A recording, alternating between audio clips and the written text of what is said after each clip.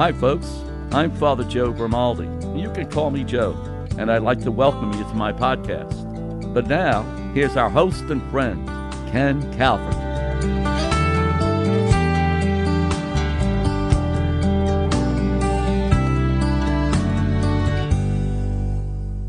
So today is the feast of the Chair of St. Peter.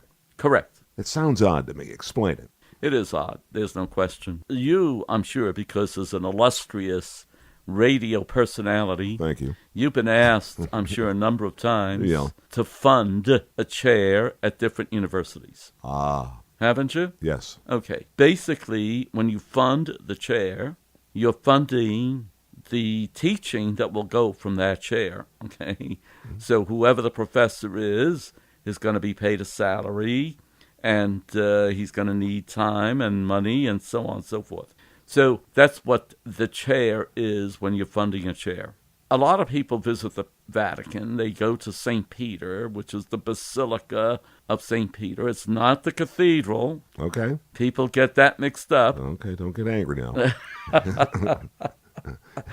But it is the basilica. It's a papal basilica. When you go in, a lot of people confuse the chair of Peter with that statue that's almost, as you walk down the middle of the church, sometimes it's off to the right.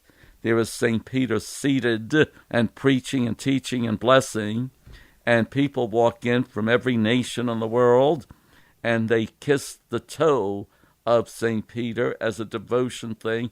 That little toe has been worn out over the centuries, but that's not the chair. If you look at the altar at St. Peter's, it's made up of actually the altar stone and so on, but you have the 4 Bernini columns. They're very distinctive columns. Bernini was the 16th century sculptor who did a lot of very beautiful work. There is a relic of the chair of Peter, and that relic is within a form, an art form, right near the baldacchino. Are you familiar with that term? Unfortunately, I'm not. Okay. The baldacchino, in many places, was the, we might think of it more like a tent, but it's a very ornate, held up by the 4 columns around an altar. Sort of a canopy. Yeah, around the altar. Okay. But that's Bernini's design, huh? He's the one that did that. So I just wanted to make that distinction because people hear the word Chair of St. Peter, they must think it's when you walk in, there's Peter seated there. No, that's a separate statue. Okay, so what does that mean for us? For the Catholic Church, the Pope is the unifying figure within the Church. And it's also stands for the authority that was given from Christ to the original apostles. And those apostles then handed it on to others who followed. Now, when I say, this might sound a little boring to people, but there are tradition spelled with a capital T is different than the tradition spelled with a little t, okay? What do I mean by that? Well, technically, they say that it takes 30 or 40 years for something to become a tradition. Well, that's a little t. But when we speak of the big T tradition, that's the tradition is handed over. That's what that means. The knowledge of who Jesus Christ was and who he taught was handed over to the apostles. The apostles then to their successors, and so on. And so Peter, in the beginning, without realizing it, was the Pope. Why was he the Pope? Because other people deferred to him. There was a church in Jerusalem that was run by St. James, and the church in Jerusalem had questions. They would write the question and give it over to the person in charge of the church in Rome. And so eventually, because everybody deferred to the apostle Peter, who was in Rome, he became the Pope. It developed, okay? It evolved into his becoming the Pope, if you want. That's because of the deference. Even to this day, when a pope is elected, the first order of business is to become Bishop of Rome. Yes. Out of reference and deference to Peter. So that all the successors of Peter are bishops of Rome. So that even though a pope may be from Belgium or from Germany or from Argentina, whatever the case might be, right, he is the bishop of Rome. And so the idea of the Bishop of Rome, what does he do? What does he have that's so special? Well, very often people think that the most important thing is doctrine. You know, what are the very important beliefs of the church? Well, doctrine could come to us in the form of a catechism. So it's more than just doctrine. So what the Pope symbolizes is the unity of the church. He symbolizes what the church is about: forgiveness, love, reaching out to others. So it's a heavy burden, if you want, to put on that man. But that is what the Pope symbolizes, and that is what he teaches us by his very existence. If you ever look at the schedule that the Pope carries with him every day, you would be astounded. I mean, I don't think I would, actually. I can only assume that it starts bright and early by his choice. And it goes on. And he lives such a Spartan life. Yeah. And I believe he's still living exactly as he did from day one. Set forth such a wonderful example for all of us that I don't need, that apartment. I'm comfortable right here. And he certainly exhibits that whole idea of, love and the love of Jesus Christ, the understanding. I think the more understanding we have among people, the better the world would be, I think. I think it's important that we are able to listen to one another, regardless of where we come from, regardless of what our needs are. I think it's when we listen to one another patiently and really listen, not just hear what other people say, but listen to what other people say. And then we'll be able to have a real conversation with each other. That's when we could come to certain solutions that will bring about peace. Sometimes we use that word peace in a very trite manner. We say, peace, yes. Peace begins in the heart. And then once it's in the heart, it's in the home. Once it's in the home, it's in the neighborhood. Once it's in the neighborhood, it's in the world. Well, there's a certain amount of truth to that, okay? Mm-hmm. But sometimes we try to simplify it when you say, well, that's kind of a joke. But it's not a joke. I think if everybody could exhibit those virtues of having peace within oneself, and then this peace that could be exhibited within the family, and then within the neighborhood, and then within the world, we would have a better place to live. So the Pope symbolizes that in so many different ways, because he really symbolizes what Jesus teaches. And so that this humility, we were speaking earlier about the Reverend Billy Graham. Yeah. The idea that he has this humility which speaks loudly. Yeah.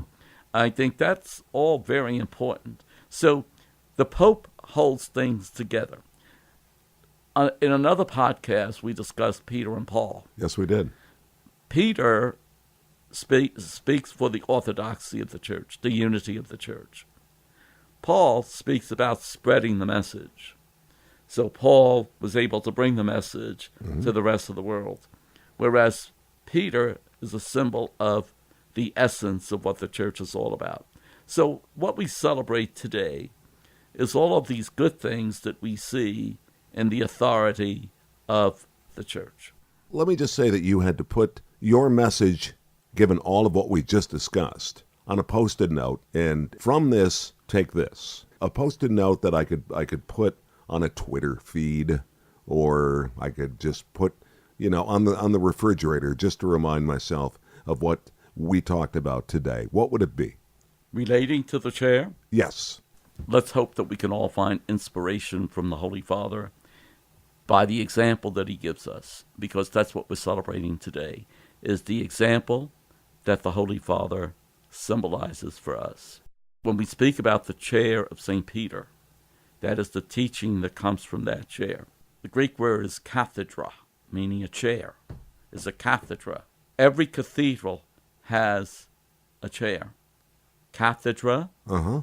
cathedral, it's the same word. Oh. So every city Oh. in the world has a church that's called the cathedral. Yeah. That's the bishop's church. And his chair is in that church. And his motto is in that church. And if he dies, that chair is empty until a new man comes in. Nobody else sits in it, okay? But basically, the chair has a lot of symbol, okay, because it's from the chair, ex cathedra, as they say, ex, from the chair, that the bishop pronounces certain recommendations. Let me put it that way. Okay. So, ex cathedra is a term in the Catholic Church. When somebody speaks ex cathedra, he's speaking with a lot of power, okay? Sure. That's the idea, speaking from the chair. Now, the chair that we're celebrating today is the papal chair, which was the chair of the first pope, that is Peter, but still there's Which is in the Basilica of St. Peter. and not in the cathedral. And it's not, no, in the cathedral, the pope's chair is in the cathedral, right? Okay. His cathedra. Yes. That's the way it is. See, I'm listening. Now, you That's mentioned the way that it is. earlier. I'm listening. Yeah, it's the St. John's is the church. All right. St. John the Baptist is the Cathedral of Rome.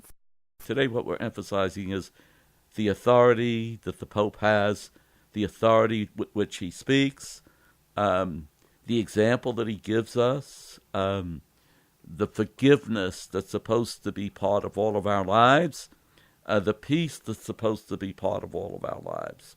Not everyone necessarily agrees with every pope. Oh, no, they don't.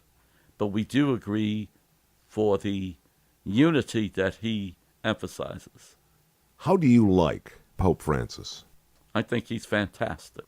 Why? Because he's a pope of the people. Not that the other popes have not understood human nature, but he seems to express himself in such a way that the ordinary person in the street can understand him. And, for example, he's not afraid to go out on a limb, knowing that sometimes he may be misunderstood, which has happened on a number of occasions. For example, the famous line, "Who am I to judge?" Boy, that endeared him immediately to so many people because he puts himself in our place. You know, when he was the Archbishop in Argentina, Buenos Aires, we see that he rode the bus to work, and he had a little apartment that he lived in. Yeah. He was not attracted to all of the flamboyant type of background and so on and so forth that you see a lot of the hierarchy using. He's in for the simplicity. Again, it endears him to the people. Surely. Because that's what what he'd like to do, I think, and I think he does it in his own way, is to bring the message of Jesus to the ordinary people in the world. Yeah. He certainly seems to be loved everywhere. Everywhere. And he is a traveler. I will give him credit for that. He certainly likes to get out and spread the word, if you will, worldwide. Whenever, they have the youth day in a particular country, whenever the Pope appears, there's hundreds and hundreds of thousands of people that attend so that they could just be near him and listen to him and be inspired by him.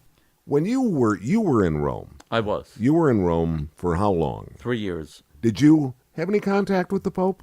Yes and no. I don't know what you mean by contact. I mean, did you actually visit with the Pope? Not individually. Okay.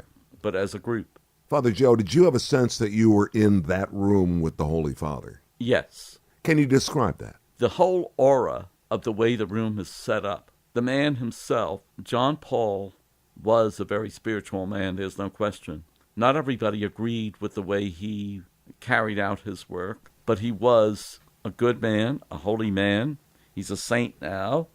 And there was an aura, if you want. Once you went into that room, you certainly felt humbled to be able to be there. I think it's a different feeling if I would go into a room where Francis would be. You would feel more homey, I would say. You know what I mean? Yeah. You're inspired by the man. but it's a whole different, there's an aura, but it's a different aura than you would feel for John Paul or for Benedict. Benedict, of course, is the intellect, he's his interests are academic. I don't want to say strictly, but he's a very academic individual. People don't relate to academics like that. They relate to a person who's real, someone that they think they could be like. If I had one wish, I would like to meet Pope Francis, but I would also like to just look in his eyes. I always found that the mirror of the soul is in the eyes. I think you're going to learn a lot. If you look into his eyes, I think what you would see is Jesus Christ himself. That's what he's trying to convey. And he does it. He puts his money where his mouth is, okay? He really carries it out. He really acts upon the word that he preaches. Not that John Paul didn't, but again, John Paul was a much more reserved individual. Mm-hmm. And so it's not as easy to, and definitely Benedict was even more reserved, okay? So you didn't see this friendly spirit, you know what I mean? Although they say now that he's retired, he is a very gentle and seems to be a very pastoral individual. Yeah. Benedict, and so he's, it's amazing that he's living on for so long. I just read something probably within the last month where he was suggesting, he authored this, and I don't remember exactly how he put it, but he basically said that he feels now that his time here is short, that it's getting close. Well, he's got to be late 80s at least. Yeah. Still functions. Yeah, he was in poor health, but God bless him. I learned a lot today. Do you have a cathedra in St. Hugo's? A cathedra? Excuse me. I'm not the pastor. No, let me ask the question again. Do you have a cathedra? Wait a second. Yeah, that's right. Do you have a cathedra in St. Hugo's? I'm not the pastor, but I try to be pastoral. Okay. Does the pastor have a cathedra? It's not the same thing. Okay. He has a favorite lounge chair to watch TV. This is where you say to me, you didn't get anything from this today, did you, Ken? No, I think you did. Actually, your conversion is certainly coming through. That's all I can say.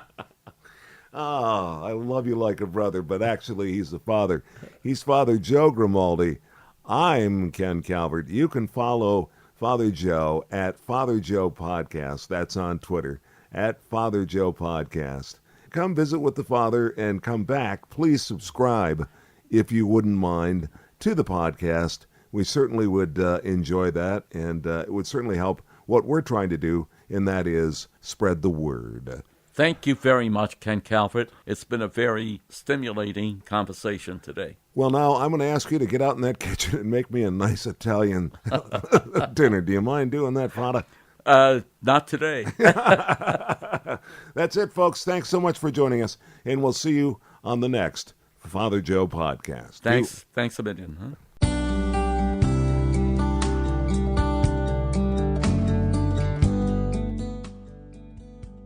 This is Father Joe Grimaldi, and I look forward to seeing you next time on the Father Joe Podcast.